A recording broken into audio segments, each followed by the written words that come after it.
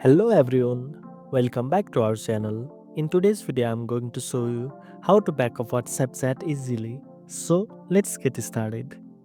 First of all, open WhatsApp on your Android phone. Tap on the three dots at the top right corner of the screen to open the menu. Then select Settings. Inside Settings, tap on Chats and then choose Chat Backup. Here, you will see the option to backup your chats to Google Drive. You can tap on the backup button to immediately create a backup. If you want automatic backups, tap on automatic backup and select how often you want it to happen, like daily, weekly, or monthly. Make sure you are logged into your Google account and have enough space available in Google Drive. You can also choose to include videos in the backup if you want by simply checking the option Include Videos.